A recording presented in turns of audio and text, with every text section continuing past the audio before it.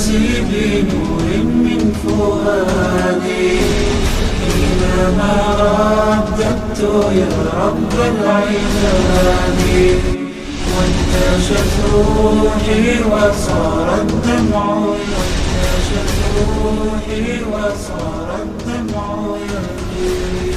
الحمد لله على إحسانه والشكر له على توفيقه وامتنانه وأشهد أن لا إله إلا الله وحده لا شريك له تعظيما لشانه وأشهد أن محمدا عبده ورسوله الداعي إلى رضوانه وسلم عليه وعلى آله وأصحابه وأزواجه وذرياته وأتباعه أما بعد فأعوذ بالله السميع العليم من الشيطان الرجيم بسم الله الرحمن الرحيم يا أيها الذين آمنوا لا تتبعوا خطوات الشيطان فإنه من يتبع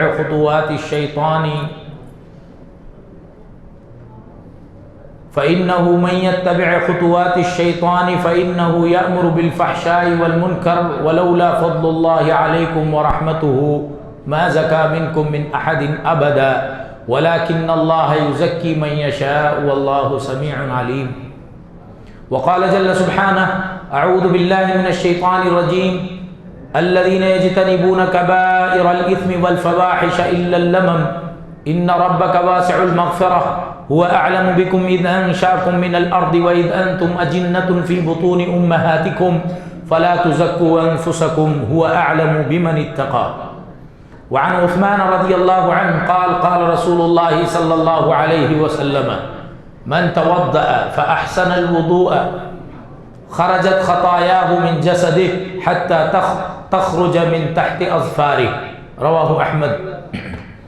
محترم حاضرین، بزرگان دین، ملت کے بہی خواہ، نوجوان ساتھیوں، مومنہ ماؤں اور بہنوں، سب سے پہلے ہر قسم کی تعریف و توصیف، بڑائی، بزرگی، کبریائی، عظمت و جلال، حمد و ثنا اور شکر و سپاس ہوں اس اللہ عظیم وحدہ لا شریک احد و صمد کے لیے جس نے ہمیں اسلام اور قرآن کریم جیسی عظیم نعمتیں عطا فرمائی۔ ربنا لک الحمد کما ینبغی لجلال وجہک وعظیم سلطانک۔ بعد ازاں ان گنت درود و سلام ہوں تمام انبیاء کرام، بالخصوص نبیوں کے سردار سید الاولین والآخرین محمد عربی محمد الرسول اللہ صلی اللہ علیہ وسلم کے لیے۔ تحمید و تسلیم اور حمد و صلات کے بعد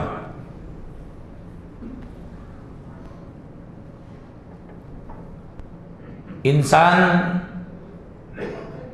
غلطی کا پتلا ہے۔ کیوں؟ اس لیے کہ جناب رسول اللہ صلی اللہ علیہ وسلم نے فرمایا کل بنی آدم خطاء وخیر الخطائین التوابون۔ سارے انسان بہت زیادہ غلطی کرنے والے ہیں، وخیر الخطائین، اور غلطی کرنے والوں میں سب سے اچھے وہ لوگ ہیں جو توبہ کرنے والے ہیں۔ یعنی انسان ہے تو غلطی ہو کر رہے گی۔ یہودی یہ نہیں کہتے تھے، یہودی اپنا تزکیہ جتاتے تھے، جیسا کہ بعض مسلمان بھی تزکیہ جتاتے ہیں، میں الحمدللہ بہت نیک ہوں، مجھ سے غلطی نہیں ہوتی، پھر ساری نیکیاں گناتے ہیں، میں نے یہ کیا، میں نے وہ کیا۔ اللہ نے یہودیوں کے بارے میں فرمایا الم تر الی الذین یزکون انفسهم بل اللہ یزکی من یشاء ولا یظلمون فتیلا۔ آپ نے ان لوگوں کی طرف نہیں دیکھا جو اپنے جانوں کا، اپنے نفس کا خود تزکیہ کرتے ہیں، جتاتے ہیں۔ تزکیہ کرنا ضروری ہے، تزکیہ جتانا جائز نہیں ہے۔ میں بڑا متقی، میں بڑا پرہیزگار۔ وہ یہودی اپنا تزکیہ جتاتے ہیں، لیکن اللہ ہی ہے وہ جس کو چاہے تقوی عطا کر دے، جس کا چاہے تزکیہ کرے، جس کے نفس کو چاہے گناہوں سے، شیاطین کے وساوس سے دور رکھے۔ وَلَا يُظْلَمُونَ فَتِيلًا۔ اور اگر وہ کوشش کریں گے دین کی طرف آنے کی، شیاطین سے بچنے کی، اور نیکیاں کریں گے تو ان کے ساتھ رتی برابر، دھاگے برابر بھی ظلم نہیں کیا جائے گا۔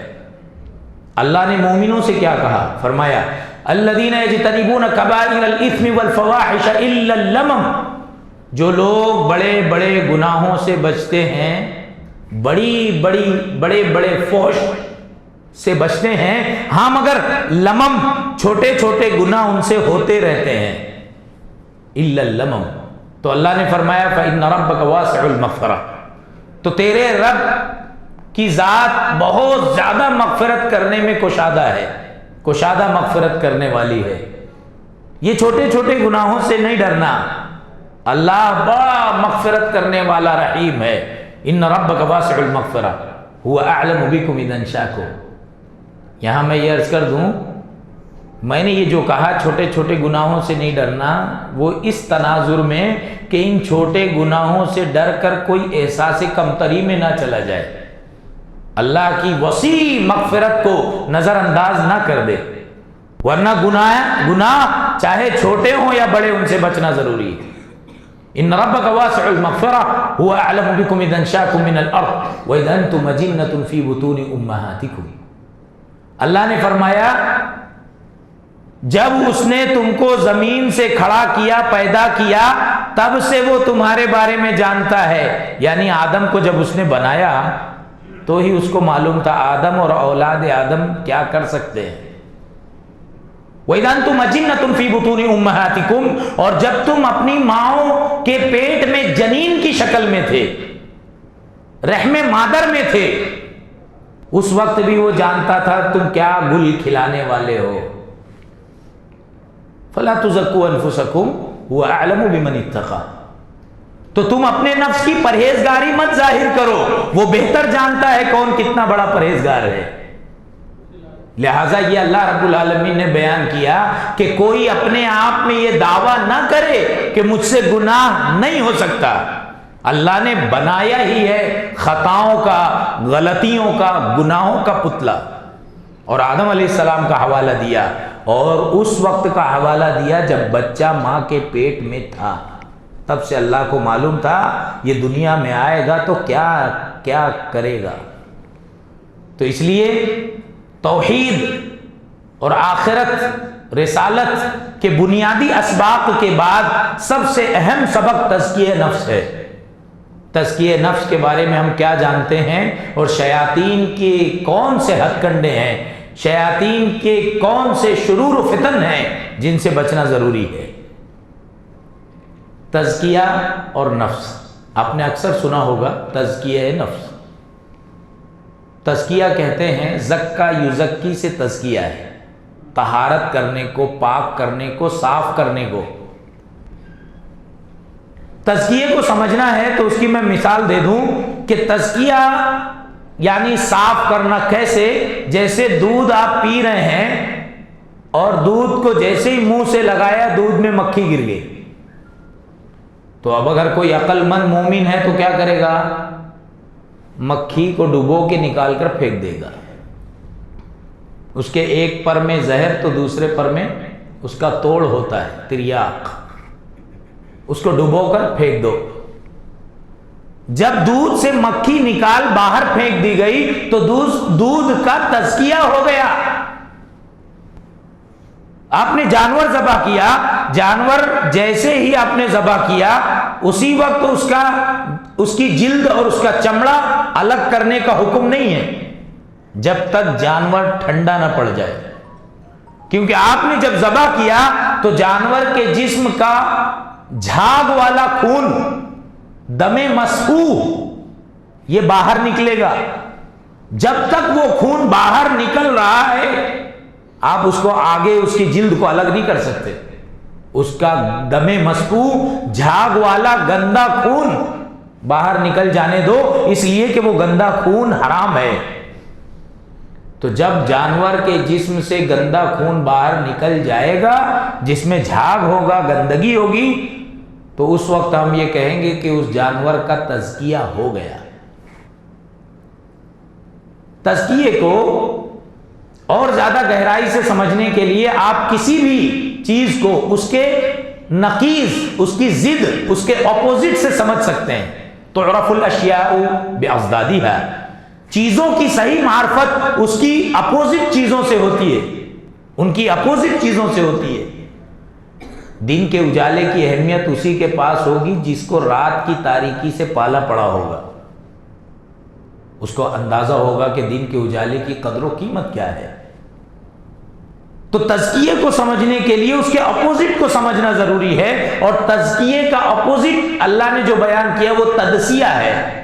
فرمایا قد افلح من زکاہا وقد خاب من دساہا، کامیاب ہو گیا وہ جس نے نفس کا تزکیہ کیا، یعنی نفس کے اندر سے گناہوں کو نکال باہر کیا، اور خائب و خاسر ہوا، ہلاک و برباد ہوا وہ جس نے نفس کا تدسیہ کیا۔ تدسیہ یعنی اندر چھپا لینا اور انجان بن جانا۔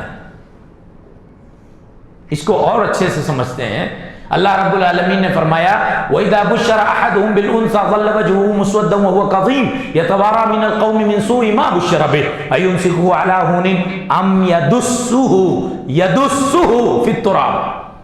جب ان میں سے زمانہ جاہلیت کی بات ہے، آپ نے بارہا سنی ہوگی کہ جب ان میں سے کسی کو لڑکی کی بشارت دی جاتی تو مارے غم اور غصے کے اس کا چہرہ کالا پڑ جاتا، اور وہ لوگوں کا سامنا نہیں کرتا، لوگوں سے چھپا پھرتا، اور وہ یہ سوچتا کہ میں اس ذلت کو باقی رکھوں، برداشت کروں، ام یدسہ، یا اس کو چھپا دوں۔ کہاں؟ فی التراب، مٹی میں، زمین میں۔ الا ساء ما یحکمون، سنو وہ کتنا برا فیصلہ کرتے ہیں۔ ام یدسہ فی التراب، یا اس کو مٹی میں دبا دوں، چھپا دوں۔ تو زندہ لڑکی کو وہ زمین میں گاڑ کے مٹی برابر کر کے ہاتھ جھاڑتا تو اس کو ایسا محسوس ہوتا ایک بہت بڑے بوجھ سے وہ ہلکا ہو گیا، اور ایسے کہ جیسے اس نے کچھ غلطی کی ہی نہیں ہے، گناہ کو چھپا دیا۔ تو نفس کے اندر گناہ کو چھپا کر رکھنے اور ڈھٹائی کرنے کہ مجھ سے گناہ نہیں ہوتا، اور بڑی بڑی غلطیاں کرنے کو تدسیہ کہتے ہیں، اور تدسیہ تزکیے کا ضد ہے، اور تزکیے کا مطلب ہے ایکسپٹ کرنا، گناہوں کو ایکسپٹ کر کے، اعتراف جرم کر کے ان گناہوں سے اپنے نفس کو پاک کرنا۔ ہاں مجھ سے غلطی ہو گئی، اللہ مجھے معاف کرے۔ جب تزکیہ کریں گے تو نفس پاک ہوگا۔ جب تزکیہ ہم نے سمجھ لیا تو نفس کو بھی سمجھنا ضروری ہے۔ نفس کیا ہے؟ روح اور جسم کا ایسا مجموعہ، روح اور جسم کا ایسا مجموعہ جو آکسیجن کو انہیل اور کاربن ڈائی آکسائڈ کو ایکسہیل کرتا ہو، اور اس کی حکمرانی دماغ کے سپرد ہو، اور پوری باڈی کو خون پمپ کرنے کی صلاحیت دل کے پاس ہو۔ اس روح اور جسم کے مجموعے کو نفس کہتے ہیں۔ دل پوری باڈی میں خون پمپ کرتا ہے۔ اب اگر دل کا خون صاف ہے تو پورے اعضاء کو صاف خون ملے گا، اور اگر دل میں نفاق ہے تو آنکھوں کو نفاق ملے گا، ہاتھ کو نفاق ملے گا، پیروں کو نفاق ملے گا۔ دل میں اگر چور ہے، چوری ہے، تو اعضاء کو بھی چوری کا حکم ملے گا۔ دل میں جو ہوگا پوری باڈی کو وہی حکم ملے گا۔ دل میں اگر خون کو پمپ کرنے کی صلاحیت ہے، پوری باڈی میں دوران خون جاری ہے، تو جو دل میں ہوگا وہی اعضاء کو ملے گا۔ میں نہیں کہتا، جناب رسول اللہ صلی اللہ علیہ وسلم نے فرمایا الا ان فی الجسد مضغہ اذا صلحت صلح الجسد کلہ واذا فسدت فسد الجسد کلہ الا وہی القلب۔ سنو، جسم میں گوشت کا ایک ٹکڑا ہے، اگر وہ صحیح رہا تو پورا کردار صحیح ہوگا، اور اگر وہ ٹکڑا بگڑ گیا تو پورا انسانی جسم بگڑ جائے گا، اس کا کردار بگڑ جائے گا، اس کی مجلس اور تنہائی بگڑ جائے گی، اس کے شب و روز بگڑ جائیں گے، اس کی نشست و برخاست بگڑ جائے گی، اس کی خاموشی اور بڑبڑاہٹ بگڑ جائے گی۔ کیوں؟ اس لیے کہ مرکز بگڑ گیا ہے۔ اسی لیے اسلام نے دل پر فوکس کیا، دل اچھا کرو، دل اچھا کرو۔ تزکیہ نفس کا پورے عنوان کا خلاصہ یہی ہے کہ دل کو صاف کرو گناہوں کی خباثت، غلاظت اور گندگیوں سے۔ نفس کی 3 قسمیں ہیں۔ نفس ایک ہے، اس کی 3 حالتیں ہیں، ایک پازیٹو، ایک نگیٹو اور ایک بیچ میں ہے جو انسان کو نگیٹو حالت سے روک کر کے پازیٹو کی طرف لاتی ہے۔ نفس کی پازیٹو حالت یہ ہے جسے ہم نفس مطمئنہ کہتے ہیں کہ وہ نیکی پر اس کو اطمینان ملتا ہے۔ نماز چھوٹ گئی تو بے چین ہو جاتا ہے، نماز پڑھنے میں، اللہ کا ذکر کرنے میں، سچ بولنے میں، حق پر ڈٹے رہنے میں نفس کی اس حالت کو اطمینان ملتا ہے۔ ایسے ہی نفس ہیں جن کے بارے میں اللہ نے فرمایا مرنے کے وقت فرشتے کہیں گے یا ایتھا النفس المطمئنہ ارجعی الی ربک راضیۃ مرضیہ فادخلی فی عبادی وادخلی جنتی۔ اے نفس مطمئن چلی آؤ، اپنے رب کے پاس لوٹ چل، تیرا رب تجھ سے راضی، تو اپنے رب سے راضی۔ اور اس کو مخمل کے کپڑے میں خوشبودار لپیٹ کر کے اللہ کے پاس لے جایا جائے گا۔ یہ انبیاء کرام کے نفوس، یہ صدیقین و شہداء اور صالحین کے نفوس، یہ سب نفوس مطمئنہ ہیں۔ لیکن ایک دوسرا نفس ہے، نفس کی دوسری حالت ہے نفس امارہ، جو انسان کو برائی پر ابھارے، برائی کرنے پر آمادہ کرے۔ دیکھو یوسف علیہ السلام کو ورگلانے والی عورت امرات العزیز نے بھرے دربار میں اقرار کیا وما ابرئ نفسی ان النفس لامارۃ بالسوء، میں یہ نہیں کہتی کہ میرا نفس گناہ نہیں کر سکتا، ہاں نفس کے اندر تو گناہ کی طرف لپکنے کا مادہ ہے، گناہ کی طرف لے جانے کی صلاحیت ہے۔ تو نفس کی اسی صلاحیت کو نفس امارہ کہا جاتا ہے، جو انسان کو لذتوں اور شہوتوں کی طرف کھینچے، یہ نگیٹو صلاحیت، اور نفس مطمئنہ پازیٹو۔ انہی دونوں کی لڑائی زندگی بھر چلتی ہے۔ کبھی نفس مطمئنہ غالب رہتا ہے تو آدمی نفل بھی پڑھنے لگتا ہے، اور اگر کبھی نفس امارہ غالب آ جاتا ہے تو فرائض بھی چھوڑ دیتا ہے۔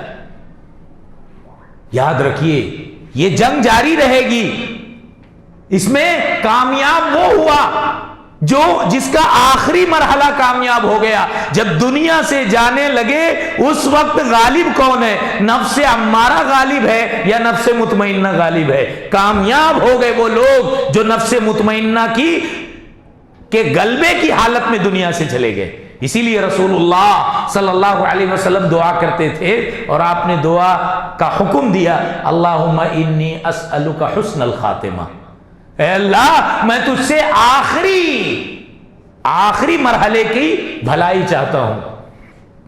نفس امارہ، نفس مطمئنہ زندگی بھر لڑتے ہیں۔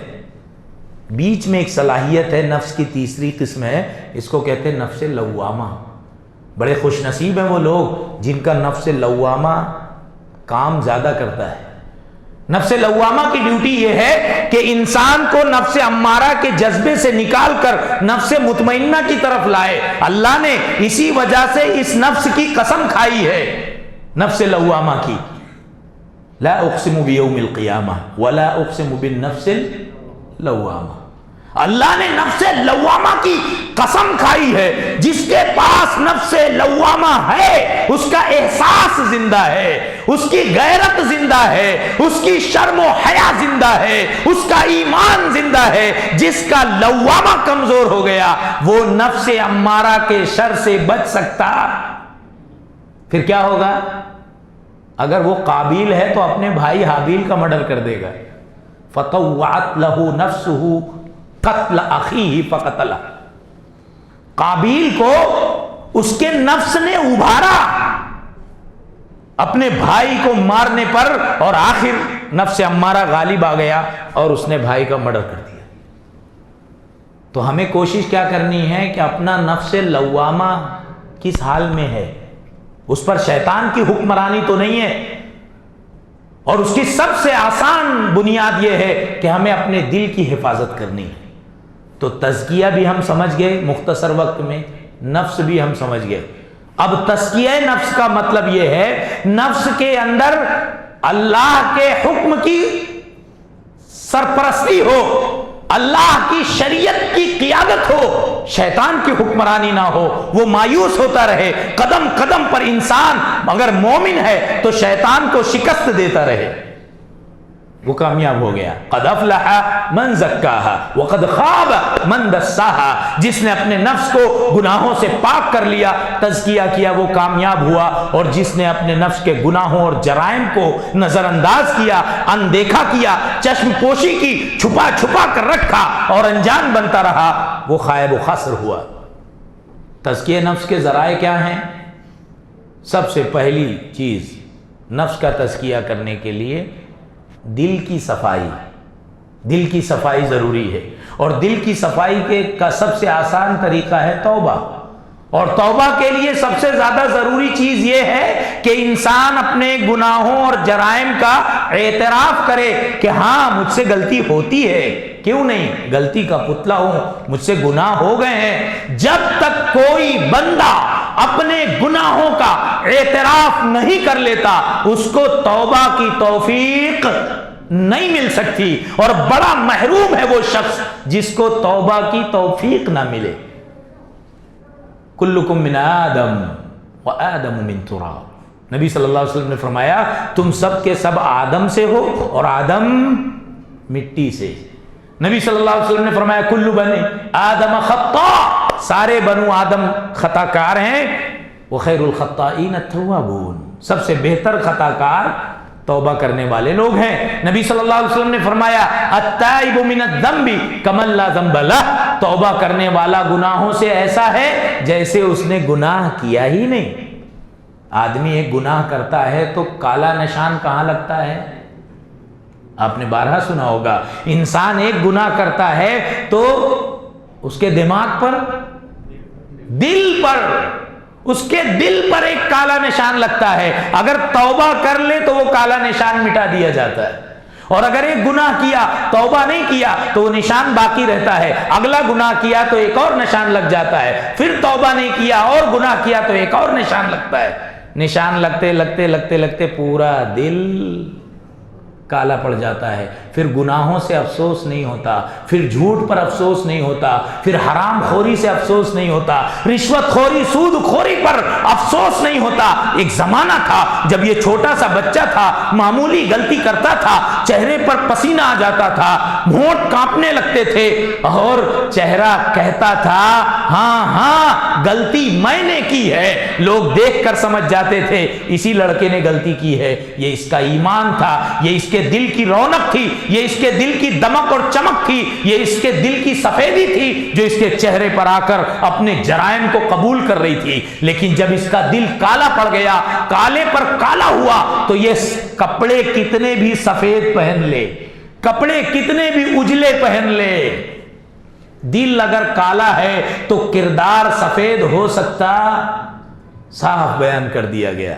تو سب سے پہلا کام تزکیہ نفس کے لیے یہ ہے کہ ہم اپنے دل کی صفائی کریں، اور دل کی صفائی کے لیے اعتراف جرم ضروری ہے، اور اعتراف اللہ کے سامنے کرنا ہے، اور اس اللہ کے سامنے اعتراف کرنے کو توبہ اور استغفار کہتے ہیں، اور جو توبہ اور استغفار کرے گا اس کا دل صاف ہوگا، اور جس کا دل صاف ہوگا اس کے اعضاء و جوارح پر روشنی آئے گی۔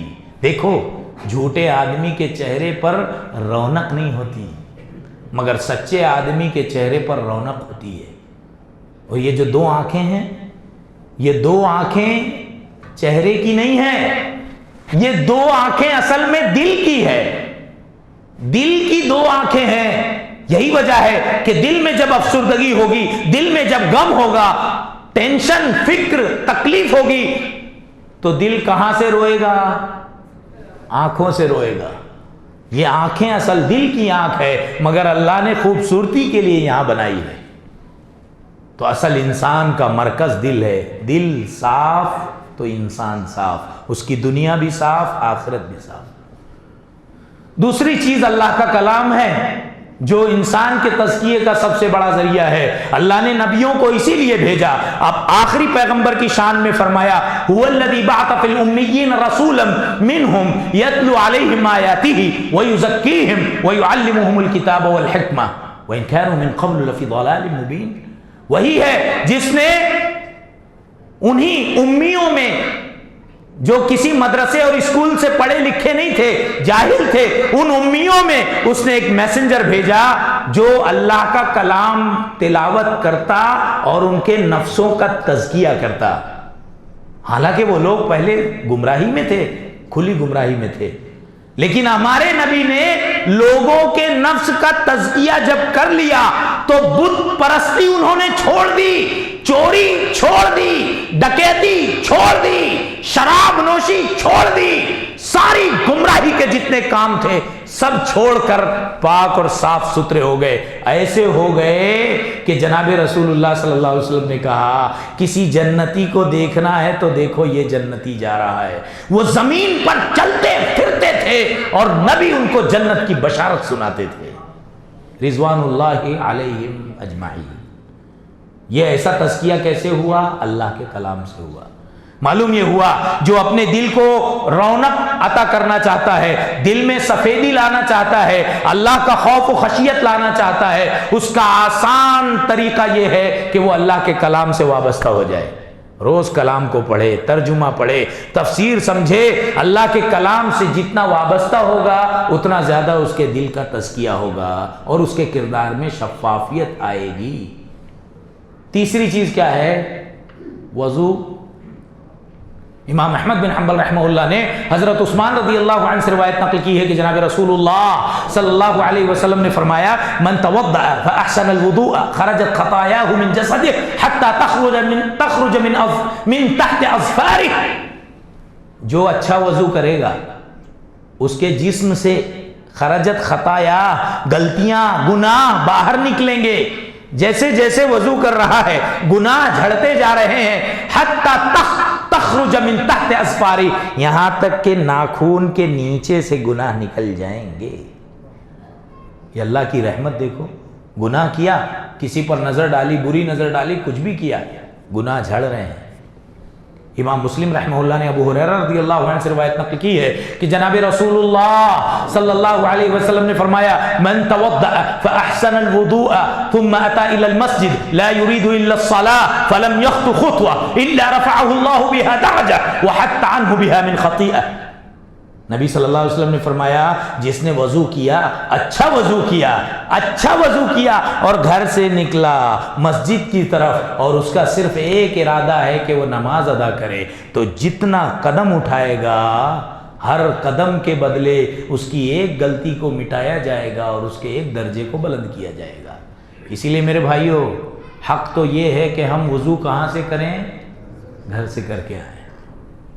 پہلے تو اسلاف میں یہی معمول تھا، لوگ گھر سے وضو کر کے آتے تھے.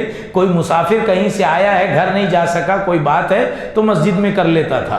اب تو ہم گھر سے وضو کرنے کا معمول ہی ہمارا ختم ہو گیا.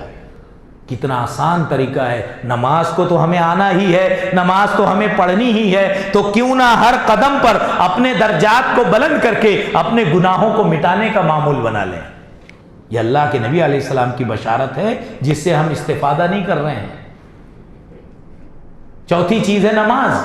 نماز کے بارے میں اللہ رب العالمین نے فرمایا ان الصلاۃ تنہی عن الفحشاء والمنکر، بے شک نماز ڈھکی چھپی ظاہری باطنی چھوٹی بڑی تمام غلطیوں گناہوں اور فحش سے نماز روکتی ہے.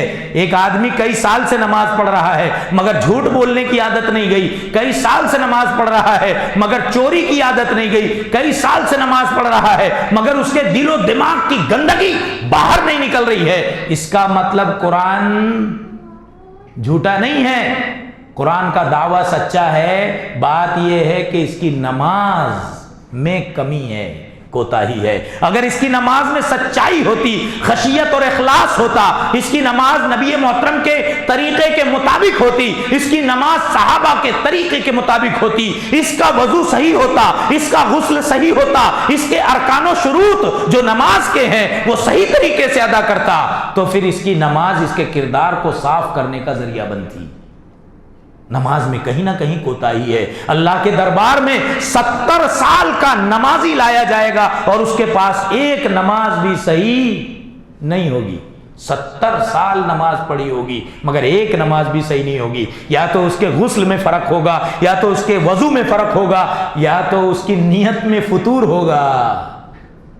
اللہ نے منافقوں کے بارے میں فرمایا وَإِذَا قَامُوا إِلَى الصَّلَاةِ قَامُوا كُسَالَىٰ يُرَاءُونَ النَّاسَ وَلَا يَذْكُرُونَ اللَّهَ إِلَّا قَلِيلًا. وہ جب نماز میں کھڑے رہتے ہیں تو سستی کے ساتھ کھڑے رہتے ہیں, کبھی دل نہیں لگتا, بس لوگوں کو بتانا مقصود ہوتا ہے کہ میں بھی نماز پڑھتا ہوں, تم مجھے منافق مت سمجھو.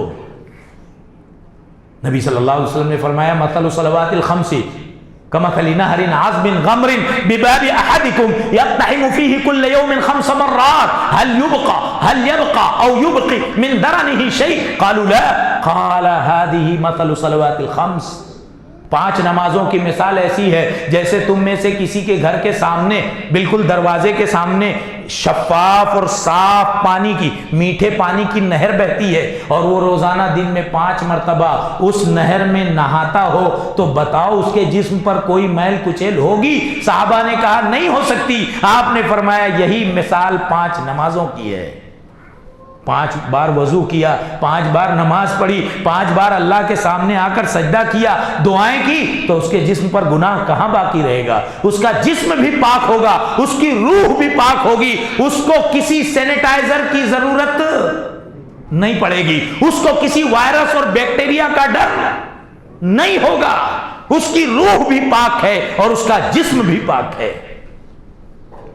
اور روزہ اللہ نے فرمایا یا ایھا الذین آمنوا کتب علیکم الصیام کما کتب علی الذین من قبلکم لعلکم تتقون. اے مومنو, پہلوں کی طرح تم پر بھی روزے فرض کیے گئے. کیوں؟ صرف اس لیے کہ تم پرہیزگار بن جاؤ, گناہوں سے پاک ہو جاؤ, اللہ کی خشیت اور خوف اپنے اندر پیدا کر لو, بس اسی مقصد سے.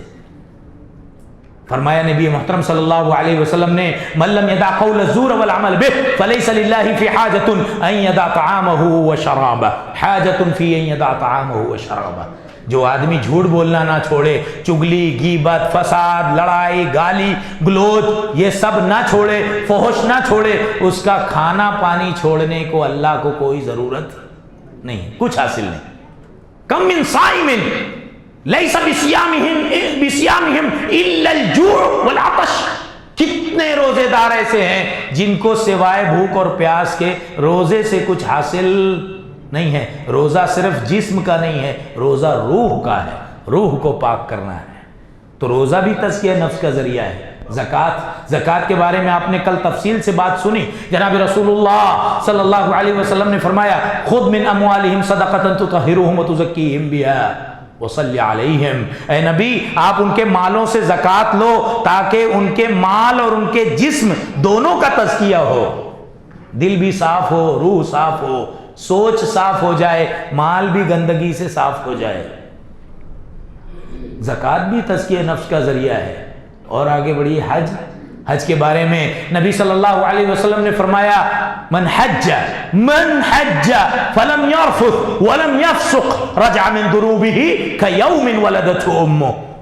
جس نے حج کیا, کوئی گندی بات نہیں کی, کوئی فسق و فجور گالی گلوچ کا کام نہیں کیا, کوئی غلط کام نہیں کیا, حج مبرور تھا, اچھا حج تھا, نبی کے طریقے کے مطابق تھا, تو وہ حج کے بعد اپنے گھر ایسے آیا, ایسے لوٹا, حج کے بعد ایسے لوٹا جیسے اسی دن اس کی ماں نے اس کو جنم دیا. یعنی اس دن جیسا پاک صاف تھا, گناہ کے بارے میں جانتا تک نہیں تھا. گناہ کسے کہتے ہیں, عصیان, نافرمانی, طغیان, فحش, ان کے بارے میں جانتا نہیں تھا. اللہ نے حج کی برکت سے اس کو ویسا ہی کر دیا. عمرہ ہمیں بار بار کرنا چاہیے. عمرہ روزی میں برکت کا ذریعہ اور گناہوں سے کفارے کا ذریعہ ہے. تو خلاصہ یہ ہے کہ اللہ رب العالمین نے تزکیہ نفس کے ذرائع رکھ دیے ہیں, مگر کون سی ایسی طاقت ہے جو انسان کو بار بار گناہوں کی طرف لے جاتی ہے؟ اگر آپ غور کریں تو وہ ایک ہی طاقت ہے, شیاطین کی طاقت, ابلیس کی قوت. وہ نہیں چاہتے کہ انسانوں کی ایک بڑی تعداد جنت میں داخل ہو, وہ چاہتے ہیں کہ انسانوں کی ایک کثیر تعداد وہ اپنے ساتھ جہنم میں لے کر جائیں. اللہ رب العالمین نے فرمایا یا ایھا الناس یا ایھا الناس ان وعد اللہ حق، اے لوگو اللہ کا وعدہ سچ ہے، فلا تغرنکم الحیات الدنیا ولا یغرنکم باللہ الغرور، دنیا کی چمک دمک، دنیا کی زندگی اور دھوکے باز، غرور دھوکے باز تمہیں دھوکہ نہ دینے پائے،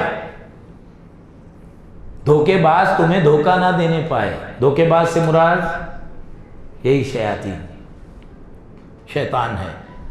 دیکھیے نا انسان اور شیطان میں کتنی قربت ہے، وہ ہمارے کتنے آس پاس ہیں۔ اللہ نے فرمایا آپ کی ہر ایکٹیویٹی پر شیاطین کی کڑی نظر ہے۔ انہ یراکم ہوا وقبیلہ من حیث لا ترونہم، وہ اور اس کا قبیلہ تمہیں ایسی جگہ سے دیکھتا رہتا ہے کہ تم ان کو نہیں دیکھ سکتے، تم ان کو دیکھ سکتے نہیں، مگر وہ تم کو دیکھ رہے ہیں کیا کر رہا ہے، موبائل میں ایپ کھلوا رہے ہیں، گیم کھلوا رہے ہیں، ویڈیو مووی دکھوا رہے ہیں، بازو میں لیٹا ہے، سرہانے بیٹھا ہے، گھر میں 2-3 ہیں مگر آپ کو نظر نہیں آ رہے۔ اس لیے دعاؤں کا اہتمام کرنا ضروری ہے تاکہ ہم ان ہمارے آس پاس کے شیاطین کے شر سے محفوظ رہ سکیں۔ شیاطین کے بارے میں جناب رسول اللہ صلی اللہ علیہ وسلم نے فرمایا، حضرت صفیہ ام المومنین رضی اللہ عنہا اور حضرت حسن ابن علی رضی اللہ عنہ سے محدثین نے روایت نقل کی کہ رسول عربی صلی اللہ علیہ وسلم نے فرمایا ان الشیطان یجری من الانسان کمجری الدم۔ بات دیکھیے وہیں آ گئی جہاں سے میں نے شروع کی تھی کہ انسان کی رگوں میں شیطان وہاں تک دوڑتا ہے جہاں خون دوڑتا ہے۔ اب انسان کے جسم میں دیکھیے کتنی باریک باریک شریان ہیں، دماغ میں بھی باریک باریک شریانیں ہیں، بڑی بڑی نسیں ہیں، باریک باریک نسیں ہیں، دوران خون، بلڈ پریشر، یہ سب اس میں شیاطین اندر تک جاتے ہیں۔ اور میں نے کہا پوری باڈی کو خون پمپ کرنے کی صلاحیت کس کے پاس ہے؟ دل کے پاس ہے۔ جب خون میں شیطان جا سکتا ہے، نسوں میں سرایت کر سکتا ہے، تو اس کے مرکز دل پر نہیں پہنچ سکتا۔ جب اللہ بندہ رحمان کے ذکر سے اعراض کرتا ہے تو شیطان کی اس کے دل پر حکمرانی ہوتی ہے، اس کے سروں میں شیاطین گھونسلے بنا لیتے ہیں۔ انسان کے سر میں شیاطین گھونسلے بنا لیتے ہیں۔ یبیتو فی الخیشوم، ناک کا جو بانسا ہے یہاں پر رات گزارتے ہیں، رات میں اندر گھس جاتے ہیں ناک میں۔ اتنے قریب ہیں انسانوں سے شیاطین۔ اس لیے شیاطین کے بارے میں 2 باتیں بہت بنیادی سمجھنا ہے، ایک تو شیطان کی تاریخ اور دوسرے شیاطین کے ہتھ کنڈے۔ شیطان کی تاریخ کے بارے میں بس مختصر یوں سمجھ لیجئے کہ انسانوں سے پہلے دنیا میں کون سی مخلوق تھی؟ جن تھے۔ جن ہم سے پرانے ہیں، پہلے جن دنیا میں ہوا کرتے تھے۔ جب اللہ نے آدم علیہ السلام کو پیدا کیا تو جنوں سے کہا گیا جاؤ جنگلات، سمندروں اور پہاڑی دروں کی طرف نکلو، یہ سیدھی جو زمین ہے، سطح زمین انسانوں کے لیے ہے۔ پھر انسان کو دنیا میں اتارا گیا، شیاطین سے، جنوں سے پاک کیا گیا۔ خلاصہ یہ ہے کہ اللہ نے فرمایا کان من الجن، یہ جو ابلیس ہے یہ جنوں میں سے تھا۔ اور جن کس سے پیدا کیے گئے؟ آگ سے۔ وَخَلَقَ الْجَانَّ مِن مَارِجٍ مِّن نَارٍ، آگ کے شعلے سے اللہ نے جنوں کو پیدا کیا۔ اور یہ ابلیس کن میں سے تھا؟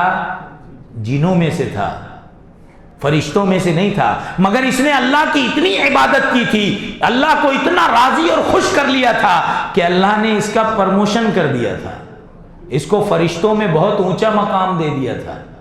یہ فرشتوں میں بڑے اعزاز اور تکریم کے ساتھ رہتا تھا، اور واقعی اللہ کا بہت ہی برگزیدہ بندہ تھا۔ جنوں میں سے تھا ابلیس، بہت عبادت کرتا تھا، مگر اللہ نے ایک مرتبہ فرشتوں کے سامنے کہا وقال ربک، تیرے رب نے کہا انی جاعل فی الارض خلیفہ، میں اپنا ایک جانشین دنیا میں انسان بنانے والا ہوں۔ شیطان کو سنگنی لگی، کسی انسان کی بات چل رہی ہے، فرشتوں میں تھا ابلیس۔ انسان کے پیدا کرنے کی جب بات اللہ نے فرشتوں سے کہی اور بات چیت اللہ نے فرشتوں سے کی، فرشتوں نے بہت سارے اعتراضات کیے، مگر اسی دن سے ابلیس کو انسان کھٹکنے لگا۔ پہلی مرتبہ اس کے ذہن میں یہ کھٹکا لگا، کون ہے، کس کو اللہ پیدا کرے گا، مجھ سے افضل کوئی آئے گا۔ امام احمد بن حنبل رحمہ اللہ نے انس بن مالک رضی اللہ عنہ سے روایت نقل کی ہے کہ نبی صلی اللہ علیہ وسلم نے فرمایا، جب اللہ نے آدم علیہ السلام کا اسٹیچو بنایا، مجسمہ بنایا، اللہ نے 60 گز کے آدم، مختلف مٹی لے کر اللہ نے آدم کا مجسمہ بنایا، اسٹیچو۔ تو اس دوران شیطان آدم علیہ السلام کے پاس آیا، منہ میں سے اندر جاتا تھا اور پیخانے کے راستے سے نکلتا تھا، کبھی اس کے برعکس کرتا تھا۔ اندر جھانک کے دیکھا اور اس نے کہا، یہ ہیں آدم، ان کو تو اپنے آپ پر کوئی قابو نہیں ہے، اندر سے کھوکھلے ہیں۔ ابلیس کہہ رہا ہے، یہ ابلیس آدم علیہ السلام کی روح پھونکے جانے سے پہلے ان کے اسٹیچو کو دیکھ کر یہ تبصرہ کر رہا ہے، اس کو تو اپنے آپ پر کوئی قابو نہیں ہے، اندر سے کھوکھلا ہے، یہ یعنی حقارت سے۔ لیکن ابھی اس کی بات منظر پر نہیں آئی۔ پھر اللہ نے آدم علیہ السلام کو پیدا کیا، روح پھونکی اور آدم علیہ السلام کے اندر جان ڈال دی۔ آدم علیہ السلام کو بہت ساری چیزوں کے علم سکھائے، ناموں کو سکھایا، اور فرشتوں سے کہا، وَإِذْ قُلْنَا لِلْمَلَائِكَةِ اسْجُدُوا لِآدَمَ فَسَجَدُوا إِلَّا إِبْلِيسَ۔ ہم نے کہا فرشتوں سے آدم کو سجدہ کرو۔ اب آپ کہیں گے کہ آدم تو غیر اللہ ہے، غیر اللہ کو سجدہ کرنے کا اللہ نے حکم دیا ہے، اس سے یہ ثابت ہوا کہ غیر اللہ کو سجدہ کرنا جائز ہے۔ ارے بے وقوف، وہ سجدہ اللہ نے کہا تھا کرنے کو اور بعد میں اللہ نے منع کیا، لا تسجدوا للشمس ولا للقمر واسجدوا للہ الذی خلقہن۔ سورج اور چاند کو سجدہ مت کرو، جس ذات نے سورج اور چاند بنائی ہے اس ذات کو سجدہ کرو۔ حکم ساکت ہو گیا۔ اس وقت کے لیے حکم تھا، قیامت تک کے لیے غیر اللہ کو سجدہ کرنے کا حکم نہیں ہے۔ اللہ نے کہا فرشتوں کو آدم کو سجدہ کرو، سارے فرشتے سجدہ ریز ہو گئے۔ انکار کس نے کیا؟ ابلیس نے۔ جو اس کے من میں تھا اب اس کی زبان پر آنے لگا، ابا واستکبر، انکار کیا، تکبر کا مظاہرہ کیا، وکان من الکافرین، اور کافروں میں سے ہو گیا۔ اللہ نے کہا، یا ابلیس ما منعک الا تسجد اذ امرتک، میں نے جب حکم دیا تھا تو نے سجدہ کیوں نہیں کیا؟ میرا آرڈر تھا۔ قال ابلیس انا خیر من، یہ انا ہے جب تک الفاظ میں ہے تو ضمیر متکلم کی ہے، لغت میں گرامر میں متکلم کی ضمیر ہے، مگر اگر یہ کردار اور سوچ میں آ جائے تو ایگو ہے، یہ انسان کو یا دنیا کی ہر مخلوق کو تباہ کر سکتی ہے۔ انا، ایگو، پہلی چیز جس نے ابلیس کو راندے درگاہ کیا وہ انا خیر من، میں اس کو سجدہ کیوں کروں، میں تو اس آدم سے بہتر ہوں۔ خلقتنی من نار وخلقتہ من طین، تو نے مجھے آگ سے بنایا اور اس کو تو مٹی سے بنایا۔ اسی سوچ نے ابلیس کو راندے درگاہ کر دیا۔ اللہ نے کبھی بھی کسی کے انا کو برداشت نہیں کیا۔ قارون کے لوگوں نے قارون سے کہا، اللہ نے اتنا مال و دولت عطا کیا ہے، غریبوں کا حق نکال اور اللہ کی رضا حاصل کر لے۔ قارون نے کہا، انما انا اوتیتہ علی علم عندی، یہ جو کچھ دیکھ رہے ہو یہ میری جو تجارتی صلاحیت ہے، جو میرے بزنس کے گٹس ہیں، اس وجہ سے یہ سارا خزانہ ہے۔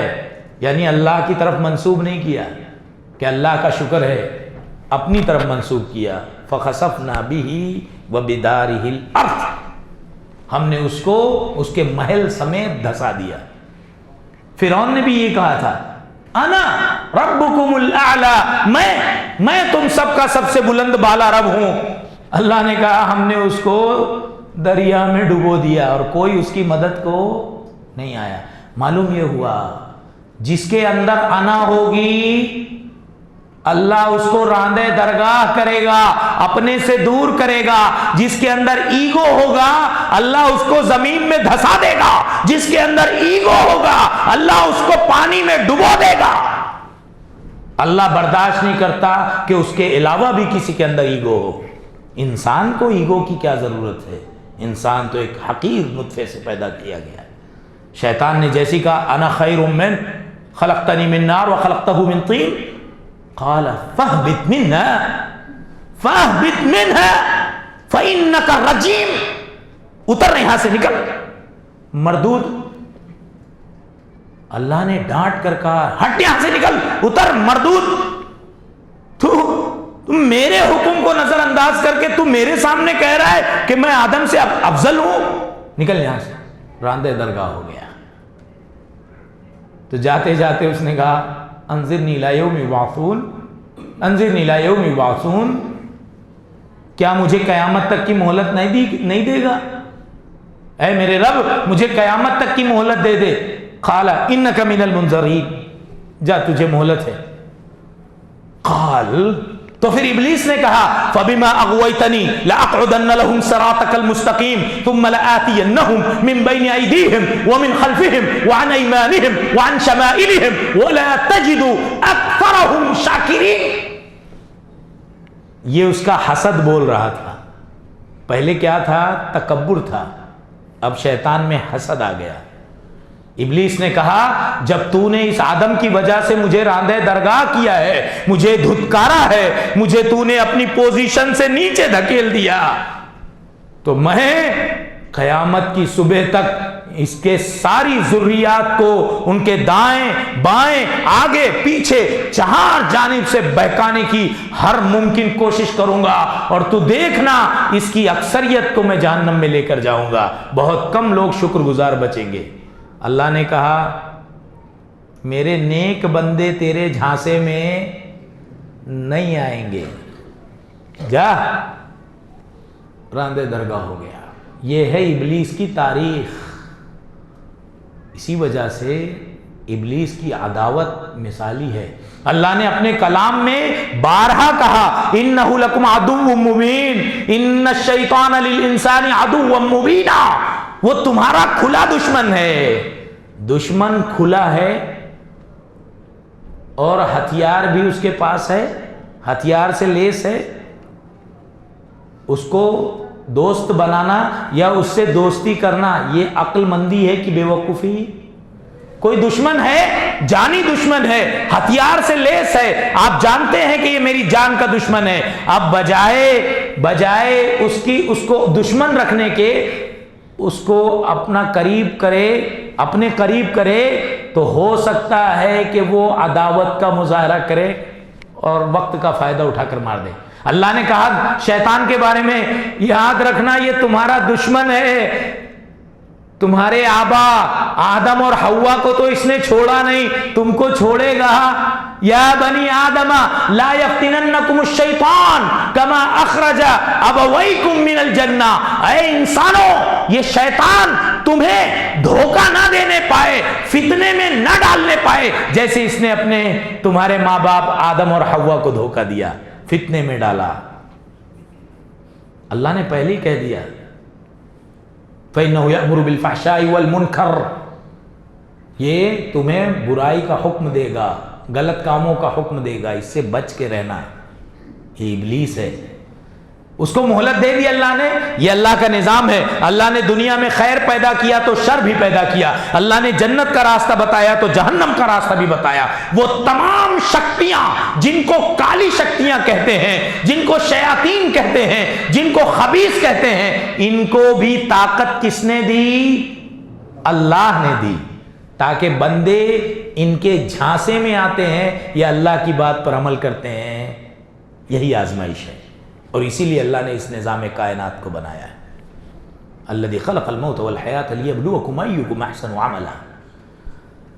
تو شیطان کو بھی، ابلیس کو بھی سمجھنا ضروری ہے. میں اس کے کچھ اوصاف آپ کے سامنے عرض کر دوں. ابلیس کی سب سے پہلی صفت ہے وہ متکبر ہے.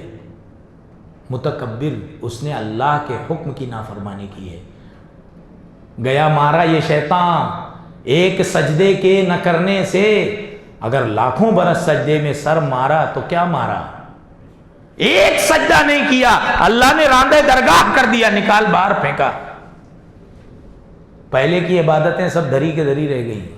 تو ہمیں بھی اپنے سجدوں کا غرور نہیں آنا چاہیے. اللہ کو انا اور عبادتوں کا غرور پسند نہیں ہے. آپ کتنا بھی حج کر لیں، آپ کتنا بھی عمرہ کر لیں، آپ کتنی بھی تہجد پڑھ لیں، آپ کتنے بھی سجدے کر لیں، آپ کتنے بھی صدقہ و خیرات کر لیں، مگر دل کے کسی خانے میں اگر یہ بات آ گئی کہ میں اس سے بہتر ہوں، اللہ کو یہی پسند نہیں ہے. تو کتنا بھی کر لے، ہمیشہ تجھے یہ ڈرنا چاہیے کہ اللہ میری نیکیوں کو قبول کر لے.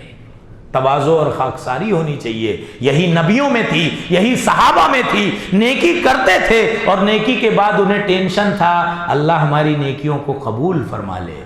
اور یہ کب ہوتا ہے؟ تواضع اور خاکساری کے بعد. عبادتوں کا غرور، افضلیت کا غرور اللہ نے ابلیس کا پسند نہیں کیا. گیا مارا یہ شیطان ایک سجدے کے نہ کرنے سے. اگر لاکھوں برس سجدے میں سر مارا تو کیا مارا؟ تو یہ متکبر ہے.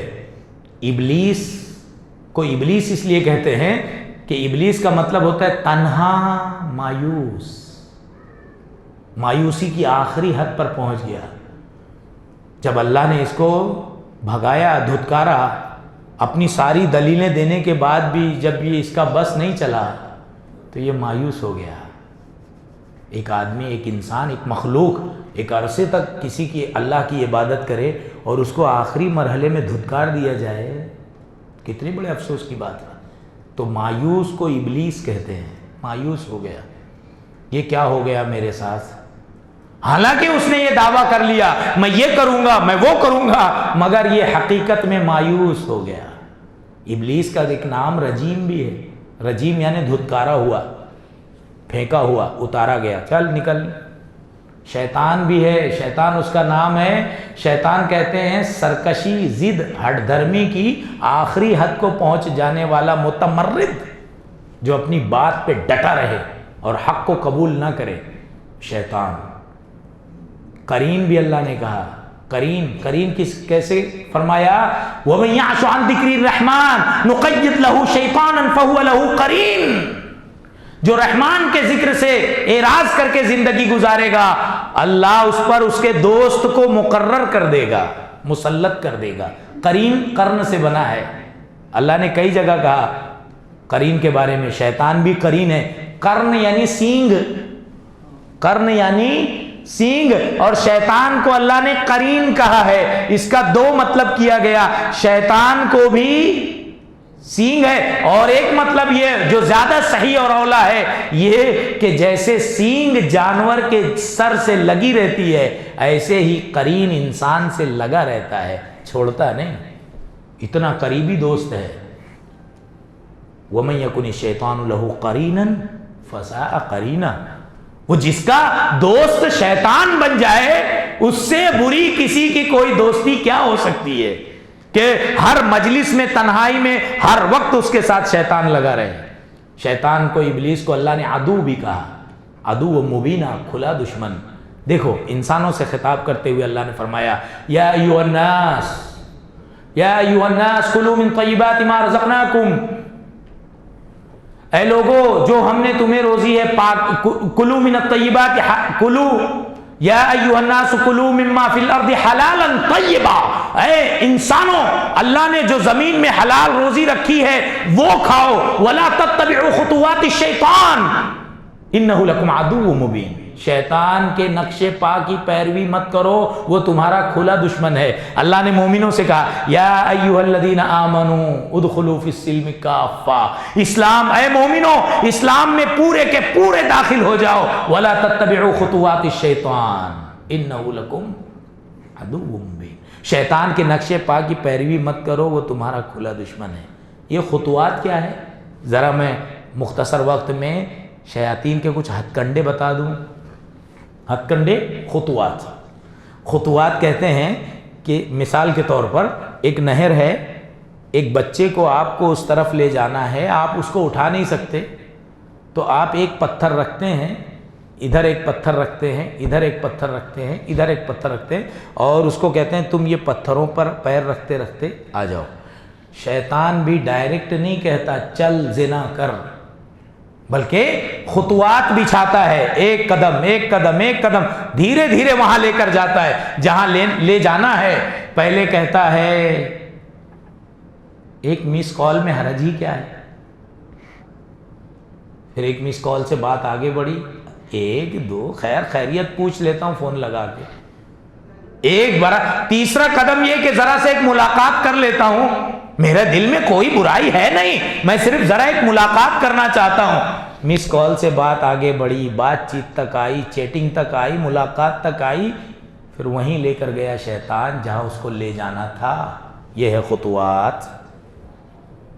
نظرۃ فابتسامۃ فسلام فموعد فلقاء فکلام، ایک شاعر نے کہا ہے نظرۃ فابتسامۃ فسلام، پہلے نظریں ملی، پھر چہرے پر مسکراہٹ آئی، پھر سلام کر کے آگے بڑھ گیا۔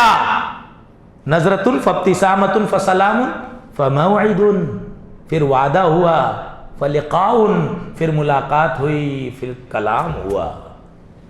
یہ ہے خطوات، ان سے بچنا ہے۔ فَإِنَّهُ مَن يَتَّبِعْ خُطُوَاتِ الشَّيْطَانِ، جو شیطان کے خطوات کی پیروی کرے گا تو وہ تو فحش کا ہی حکم دے گا۔ میں اور تفصیل میں نہیں جاتا، دیکھیے شیطان کا قید یعنی مکر، اس کی چالاکی دیکھیے، چال بازیاں۔ اللہ نے فرمایا فَوَسْوَسَ لَهُمَا الشَّيْطَانُ لِيُبْدِيَ لَهُمَا مَا وُرِيَ عَنْهُمَا مِنْ سَوْآتِهِمَا وَقَالَ مَا نَهَاكُمَا رَبُّكُمَا عَنْ هَذِهِ الشَّجَرَةِ إِلَّا أَن تَكُونَا مَلَكَيْنِ أَوْ تَكُونَا مِنَ الْخَالِدِينَ وَقَاسَمَهُمَا إِنِّي لَكُمَا لَمِنَ النَّاصِحِينَ۔ تم اپنے ماں باپ آدم اور حوا کو دیکھو، جنت میں تھے، اللہ نے شجر ممنوعہ سے منع کیا تھا، مگر شیطان ان کے پاس آیا، وسوسہ ڈالا۔ وسوسہ کہتے ہیں دل میں بات ڈالنے کو، کھا لو، یہ کھا لو گے تو میں قسم کھا کر کہتا ہوں میں تمہارا خیر خواہ ہوں، اس لیے تم کو منع کیا گیا ہے اس درخت سے، اس کے پھل سے، اگر کھا لو گے تو بات فرشتے بن جاؤ گے، تم دونوں کیا بن جاؤ گے؟ فرشتے بن جاؤ گے، اور اگر کھا لو گے تو ہمیشہ جنت میں رہو گے، نکالے نہیں جاؤ گے۔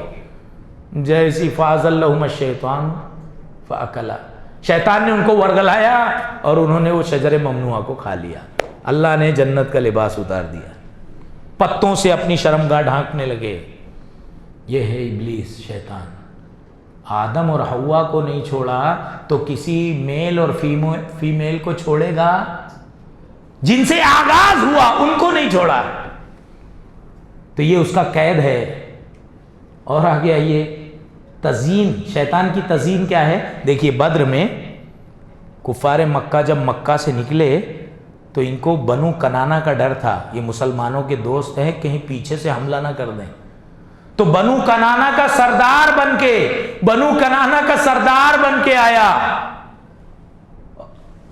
لا غالب لکم اليوم فإنی جار لکم، ٹینشن نہیں لو، میں تمہارے ساتھ ہوں، میں تمہارے ساتھ میں ہوں۔ وَإِذْ زَيَّنَ لَهُمُ الشَّيْطَانُ أَعْمَالَهُمْ وَقَالَ لَا غَالِبَ لَكُمُ الْيَوْمَ مِنَ النَّاسِ لَا غَالِبَ لَكُمُ الْيَوْمَ مِنَ النَّاسِ وَإِنِّي جَارٌ لَكُمْ، میں تمہارے ساتھ ہوں، تمہاری حمایت میں ہوں، کوئی تم پر غالب نہیں آئے گا۔ میدان میں ان کو لے کے گیا اچکا کے پیچھے سے، اور جب میدان میں فرشتے نازل ہونے لگے اور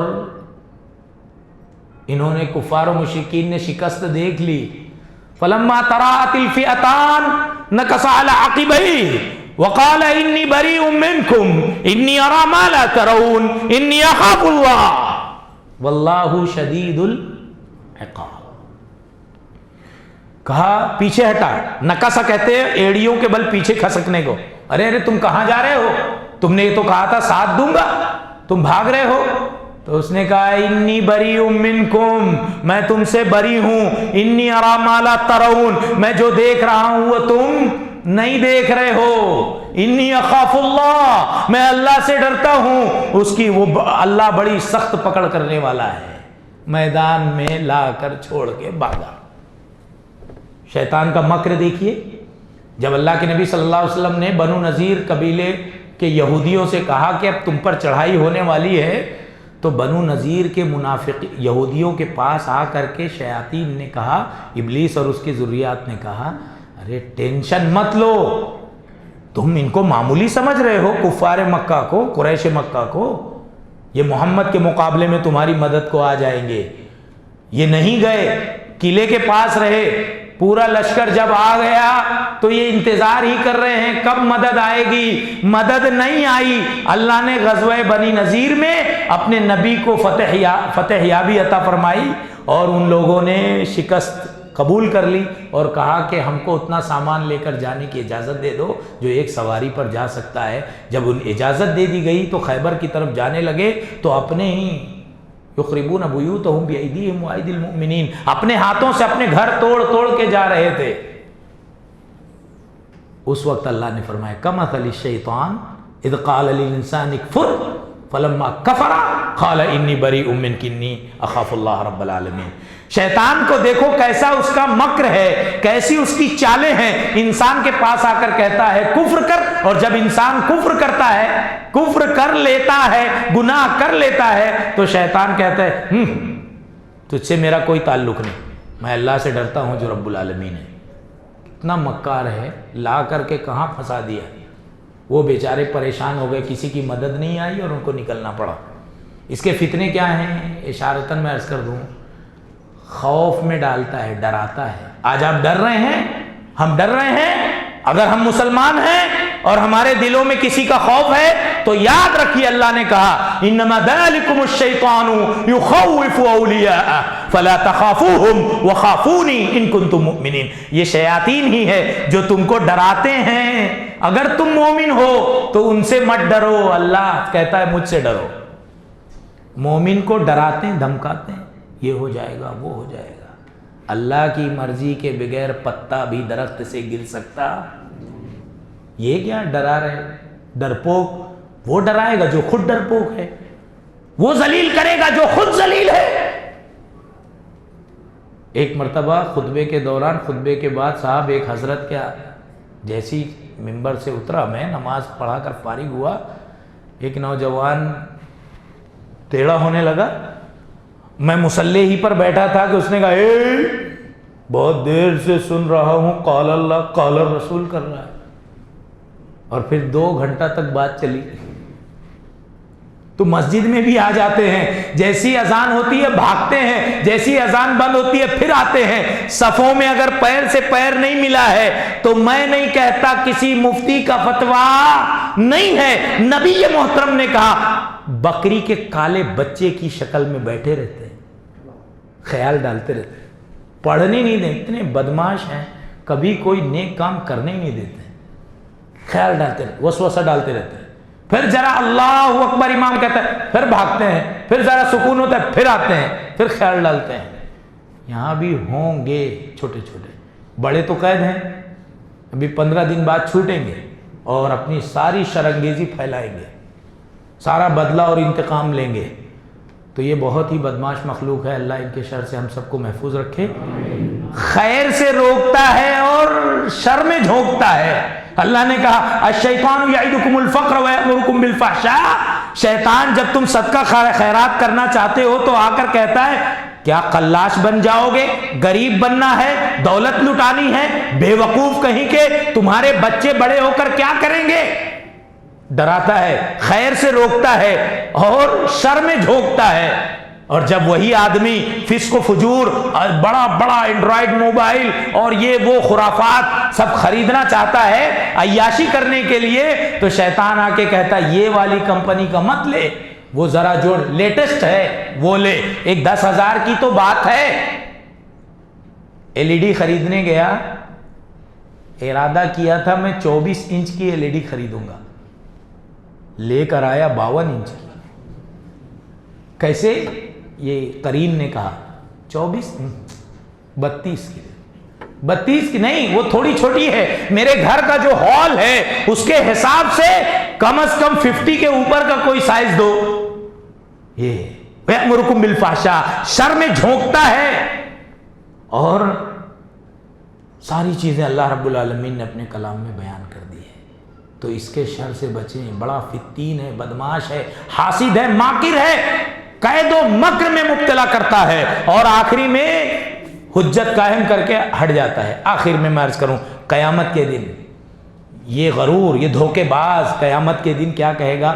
وقال الشیطان لما قضی الامر ان اللہ وعدکم وعد الحق ووعدتکم فاخلفتکم وما كان لي عليكم من سلطان الا ان دعوتكم فاستجبتم لي فلا تلوموني ولوموا انفسكم ما انا بمصرخكم وما انتم بمصرخي۔ کتنا دیکھیے، کتنا اللہ نے کھول کھول کے بیان کر دیا۔ قیامت کے دن جب فیصلہ کر دیا جائے گا، لوگ جہنم میں ڈال دیے جائیں گے، تو شیطان اپنے ساتھی جہنمیوں سے کہے گا ان اللہ وعدکم وعد الحق، اللہ نے تم سے سچا وعدہ کیا، ووعدتکم، میں نے بھی تم سے وعدہ کیا، فاخلفتکم، میں نے وعدہ خلافی کی، ما کان لی علیکم من سلطان، مگر تم مجھے کچھ نہیں کہہ سکتے۔ کیوں؟ انی دعوتکم فاستجبتم لی، میں نے تم کو بلایا، تم آ گئے، میری بات تم نے مان لی۔ فلا تلومونی ولوموا انفسکم، تم مجھے ملامت مت کرو، اپنے آپ کو ملامت کرو۔ ما انا بمصرخکم وما انتم بمصرخی، کتنا بھی چلا پکار کر لو، نہ تم مجھے اب بچا سکتے نہ میں تم کو بچا سکتا۔ انی اخاف اللہ، میں اللہ سے ڈرتا ہوں، ابھی بھی اللہ سے ڈرتا ہے۔ ساری کائنات میں انسانوں کی ایک بڑی تعداد کا عقیدہ ستیہ ناش کر کے، ایک اکثریت کو جہنم میں ڈال کے، اس وقت بھی کہہ رہا ہے میں اللہ سے ڈرتا ہوں۔ یہ ہے شیطان، جو شیطان کے نقش قدم پر چلے گا، اس کے من میں تکبر آئے گا، انا، حسد، بغض، عناد، چال بازی، دسیسہ کاری، سازشیں، اور جو اللہ سے ڈرے گا اس کا نفس ان ساری گندگیوں سے پاک ہوگا۔ قد افلح من زکاہا وقد خاب من دساہا، کامیاب وہ ہوا جس نے اپنے نفس کا تزکیہ کیا، اور خائب و خاسر ہوا جس نے اپنے گناہوں کو چھپایا۔ اللہ ہم سب کی حفاظت فرمائے، شیاطین کے ہر چھوٹے بڑے شر سے اللہ ہم سب کے ظاہر و باطن کی حفاظت فرمائے، جنت الفردوس میں اعلیٰ مقام عطا فرمائے، جہنم، جہنمیوں اور شیاطین سے محفوظ فرمائے۔ آمین وآخر دعوانا الحمدللہ رب العالمین۔ سبحانک اللہم وبحمدک، اشہد ان لا الہ الا انت، استغفرک واتوب الیک۔ اشرقت نفسي بنور من فؤادي حينما رددت يا رب العباد، وانتشت روحي وصار الدمع، وانتشت روحي